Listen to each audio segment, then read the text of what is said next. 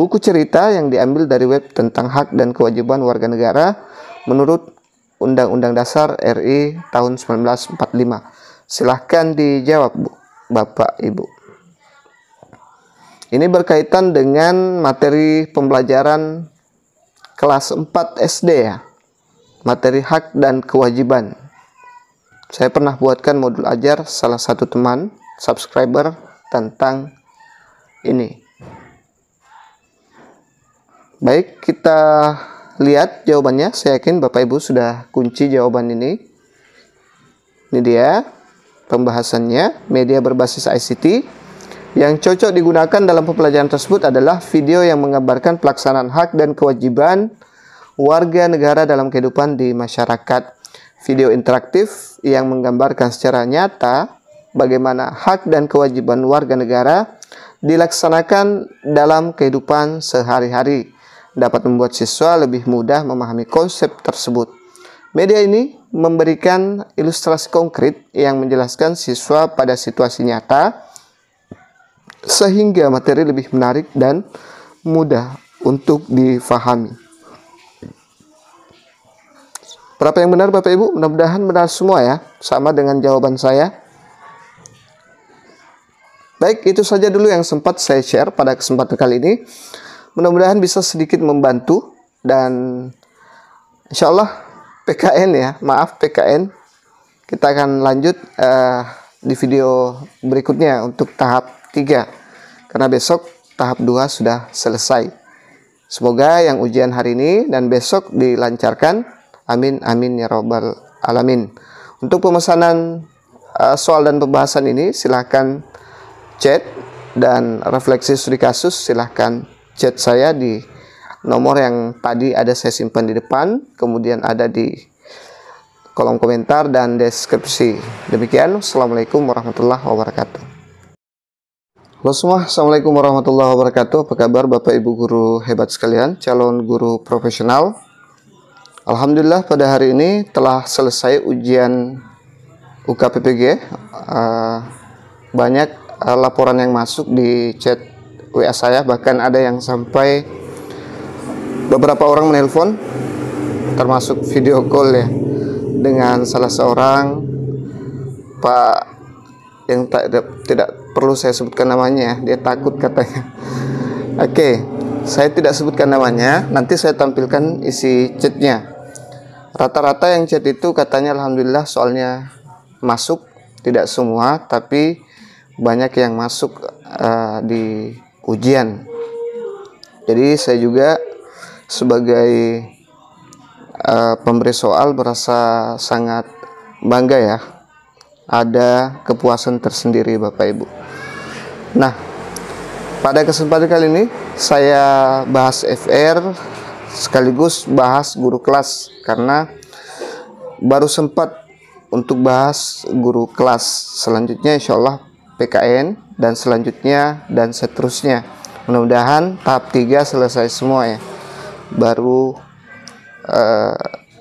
selesai UKPPG-nya. Nah, ini ada chat yang saya screenshot, cukup satu saja yang saya tampilkan Bapak Ibu. Kalau semua saya tampilkan itu kita tidak akan sempat membahas soal. Nah, ini dia. Dia tadi sore pukul 16.51 waktu Makassar ya. Ini waktu Makassar. Bang, terima kasih banyak. Soalnya lurus. Ya, katanya lurus-lurus hampir 80%. Luar biasa Bang, terbaik soal FR-nya. Kemudian saya doakan Bapak sehat sekeluarga, rezeki selalu lancar dan Tuhan memberkati. Ya, saya tadi sempat merinding juga baca ini ya, Bapak Ibu. Jadi untuk ini dia mapel IPA ya, dia mapel IPA. Kemudian tadi yang sempat share juga itu PAUD ya. Beberapa ibu guru dari PAUD, selebihnya tidak ada yang chat saya. Cuma beberapa saja dari IPA dan PAUD. Baik, kita langsung masuk ke soalnya. Sebelum masuk, saya mohon bantuan Bapak Ibu guru untuk klik subscribe, like, dan bantu share. Dan setelah lulus nanti jangan lupa kembali ke channel saya berkomentar ya. Saya butuh itu untuk validasi channel saya. Kita lihat soal yang pertama. Ini untuk soal guru kelas. Pada aktivitas pembelajaran di kelas, guru memberikan soal pada peserta didiknya sebagai berikut. Jika suatu persegi panjang memiliki panjang sisi 15 cm dan lebar 10 cm, tentukan keliling persegi panjang tersebut. Jawaban siswa adalah 150 cm persegi. Dengan alasan keliling persegi panjang adalah panjang dikalikan lebar. Penanganan yang tepat untuk mengatasi kesulitan peserta didik tersebut adalah memberikan A. Penjelasan ulang bahwa rumus keliling persegi panjang adalah panjang dikalikan lebar. B. Pertanyaan pancingan terkait dengan rumus luas persegi panjang. C. Scaffolding kepada peserta didik, cara menentukan keliling bangun persegi panjang. D. Soal lebih sulit tentang menentukan keliling bangun persegi panjang. Dan yang terakhir adalah hukuman pada peserta didik yang mengalami kesalahan dalam menjawab. Baik, silahkan saya kasih waktu 5-10 detik. Bapak Ibu jawab. Kalau dirasa terlalu cepat bisa di pause dulu videonya, nanti sudah dijawab baru dilanjutkan lagi videonya, karena durasinya bakal panjang kalau saya kasih 2 menit. Nah, sambil Bapak Ibu berpikir untuk menjawab, yang belum punya refleksi studi kasus, masih bingung membuat, bisa pesan di nomor saya yang tadi, ada di kolom deskripsi dan di kolom komentar, saya akan simpan di sana Bapak Ibu. Sebaiknya yang tahap 3 persiapkan dari sekarang ya, karena studi kasus itu harus dihafal, sebaiknya dihafal, minimal difahami. Baik, kita lihat jawabannya. Jadi jawaban yang tepat adalah memberikan scaffolding kepada peserta didik untuk menentukan keliling bangun persegi panjang. Scaffolding berarti memberikan bantuan atau bimbingan secara bertahap kepada siswa sampai mereka mampu memahami konsep dengan benar. Dalam hal ini, siswa perlu dipandu langkah demi langkah untuk memahami bahwa rumus keliling persegi panjang bukanlah panjang dikalikan lebar. Dengan scaffolding, siswa bisa diajak untuk memahami cara rumus tersebut dan akhirnya bisa menghindari kesalahan konsep serupa di masa depan. Jadi, scaffolding ini, kalau kita mau bahas lebih panjang, ini kalau 32 JP bisa kayaknya, atau 4 JP ya. 4 JP itu waktunya terlalu singkat. Jadi intinya scaffolding itu adalah bagaimana mengarahkan, membantu siswa menyelesaikan masalah yang ada ya. Misalnya 2x2, kita bisa scaffoldingkan itu, kita bisa lakukan itu 2 ditambah 2x2 seperti itu. 2 ditambah 2, 2 kali 2 berapa? Bukan langsung membantu memberikan jawaban. Misalnya 2 kali 2, 4. Seperti itu. Tapi kita tuntun alurnya sampai siswa itu bisa menyelesaikan suatu masalah. Seperti itu. Untuk lebih lanjutnya, kalau Bapak Ibu mau kita bahas materi scaffolding, nanti live ya. Kita live. Biar lebih enak. Baik. Kita lanjut ke soal berikutnya. Jangan lupa subscribe, like, dan bantu share. Ini soal kedua, ada pilihan ganda kompleks ya. Jadi yang pilihan ganda kompleks sekarang itu adalah mencentang-centang atau memilih benar salah. Kita lihat soalnya. Seorang guru melakukan pembelajaran di kelas untuk membuat peserta didiknya kompeten tentang rumus luas segitiga. Untuk mencapai harapannya tersebut, guru melakukan pengolahan kelas yang berpusat pada peserta didik. Pernyataan di bawah merupakan pengolahan kelas yang berpusat pada peserta didik. Pilihlah jawaban yang benar dengan memberi tanda centang. Jawaban benar lebih dari 1. Jadi nanti Bapak Ibu akan mencentang-centang di sini lebih dari 1 jawaban. Jangan cuma 1 ya. atau langsung semua. Bisa jadi semuanya benar, ya, tergantung pernyataan yang akan kita centang di sini. Silahkan jawab Bapak Ibu sambil saya menunggu. Baik, jadi jawaban terbaik itu ada 3 opsi yang bakal kita centang di sini. Yang pertama adalah guru membagi peserta didik menjadi 5 kelompok. Setiap kelompok diberi soal menentukan luas segitiga. Setiap kelompok diminta untuk berdiskusi menyelesaikan soal yang diberikan. Setelah diskusi selesai, salah satu kelompok diminta untuk presentasi dan kelompok lain menanggapi. Terakhir, guru memberikan penguatan materi. Coba kita lihat yang mana yang cocok, ya. Jadi yang ini ya, opsi ini benar. Kita kasih centang nanti. Kita klik saja mouse-nya kalau Bapak Ibu ujian. Seperti itu. Kemudian guru menjelaskan, kita lanjut ke opsi benar yang kedua. Guru membagi peserta didik menjadi 5 kelompok. Setiap kelompok diberi lembar kerja menentukan luas segitiga. Setiap kelompok diminta untuk berdiskusi lembar kerja yang diberikan. Setelah diskusi selesai, salah satu kelompok diminta untuk presentasi dan kelompok lain untuk menanggapi. Terakhir, guru memberikan penguatan materi. Hampir sama ya Bapak Ibu. Kita lihat mana. Oke. Jadi opsi 4 benar ya. Kita centang juga. Selanjutnya yang ketiga, guru meminta peserta didik bekerja secara berpasangan untuk menentukan luas segitiga. Setelah selesai kerja berpasangan, salah seorang peserta didik diminta untuk mempresentasikan hasil kerja pasangannya. Siswa lain diminta untuk memberikan tanggapan. Setelah presentasi selesai, guru memberikan penegasan. Coba kita lihat opsi mana yang sesuai. Jadi opsi yang sesuai adalah 2, 4, dan 5. Seperti ini nanti modelnya Bapak Ibu. Kita lanjut ke soal berikutnya. Jangan lupa subscribe, like, dan bantu share. Jika Bapak Ibu berminat untuk memesan soal ini, bisa chat juga saya di nomor yang sama dengan pemesanan studi kasus ya. Ini tidak gratis ya. Saya ingatkan, banyak yang datang chat tapi maunya gratis. Ini tidak gratis, ini berbayar Bapak Ibu. Saya beritahukan memang sebelumnya supaya jelas ya. Kita lanjut ke soal berikutnya.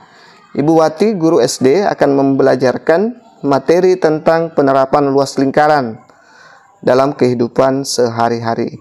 Ibu Wati merencanakan kegiatan pembelajaran secara kolaboratif bersama peserta didik. Kegiatan ini dimaksudkan agar peserta didik memiliki tanggung jawab, kemandirian, mampu bekerja sama dengan anggota kelompoknya dengan baik tanpa ada bullying.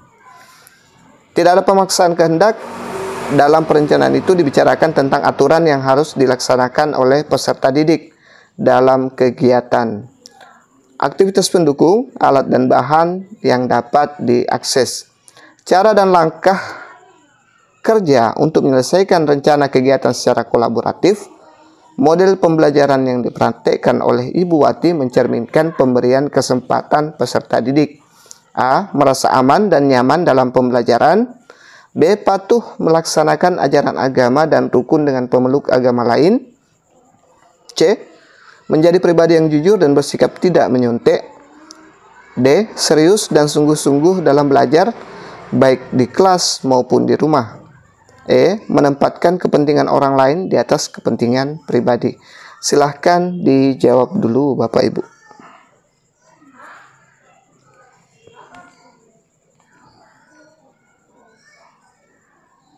Baik, saya yakin Bapak Ibu sudah pause. Kita langsung ke pembahasan. Jadi jawabannya adalah model pembelajaran yang dipraktekkan Ibu Wati mencerminkan pemberian kesempatan peserta didik merasa aman dan nyaman dalam pembelajaran. Ya, Ibu Wati berfokus pada penciptaan lingkungan belajar kolaboratif yang mendorong tanggung jawab, ada kemandirian, nih, kemudian kerjasama. Jadi nyaman ya, cukup nyaman dengan adanya ini tanpa adanya bullying di antara peserta didik itu sendiri. Nah, hal ini untuk menciptakan rasa aman dan nyaman bagi semua peserta didik selama proses belajar. Kita lanjut ke soal berikutnya. Seorang guru SD merancang desain pembelajaran matematika yang terstruktur sebagai berikut. Guru mengajak peserta didik mengamati gambar suatu segitiga yang berasal dari setengah persegi panjang beserta ukurannya. Kemudian, guru mengajak peserta didik untuk menemukan tingkat segitiga tersebut. Setelah tinggi segitiga ditemukan, guru mengajak peserta didik untuk membandingkan luas segitiga dengan luas persegi panjang. Kegiatan pembelajaran yang direncanakan guru tersebut bertujuan untuk menemukan A. Rumus luas persegi panjang, B. Rumus garis tinggi segitiga, C. Panjang salah satu sisi segitiga, D. Rumus luas segitiga, dan E. Rumus keliling segitiga. Kira-kira yang mana jawaban terbaik Bapak Ibu? Silahkan dijawab dulu. Saya kasih waktu sekitar 5 detik atau 10 detik. Silahkan dijawab. Kalau terlalu cepat, di pause dulu videonya.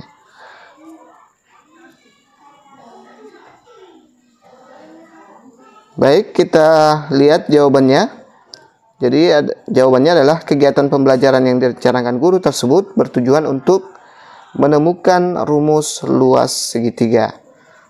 Penjelasan: dengan membandingkan luas segitiga yang berasal dari setengah persegi panjang, guru mengarahkan siswa untuk memahami bahwa luas segitiga adalah setengah dari luas persegi panjang yang akhirnya akan mengarah pada penemuan rumus luas segitiga, yaitu L sama dengan 1/2 kali alas kali tinggi, ya, sama dengan.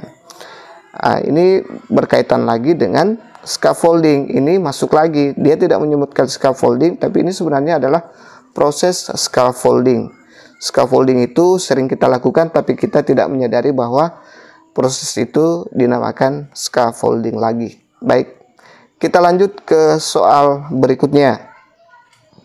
Jangan lupa subscribe, like, dan share. Seorang guru SD mengajar di sekolah yang lingkungan sekitarnya adalah peternakan ikan yang diternakkan di kolam. Pada pertemuan yang akan datang, guru mengajak peserta didiknya belajar menentukan volume balok. Desain pembelajaran yang dilakukan guru tersebut yang sesuai dengan kondisi lingkungan peserta didik adalah A. Guru mengajak peserta didik belajar di luar mengamati kolam ikan yang berbentuk balok dan meminta peserta didik untuk mengukur panjang dan lebar serta kedalaman kolam ikan dan meminta peserta didik menghitung volume dari kolam ikan tersebut. B. Guru menjelaskan cara menentukan volume balok, kemudian meminta semua peserta didik mengerjakan soal latihan.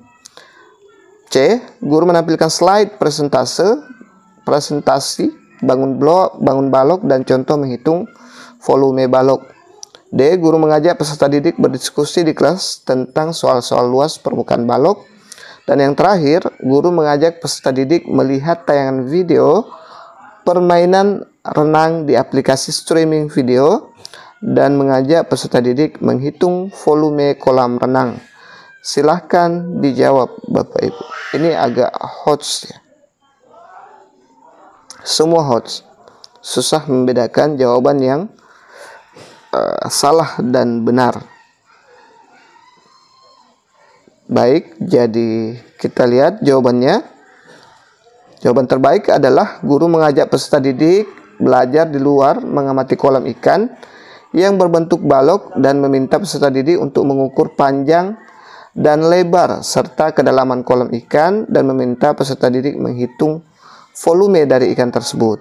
Pembelajaran kontekstual yang menghubungkan materi dengan lingkungan sekitar peserta didik akan lebih bermakna dan mudah difahami.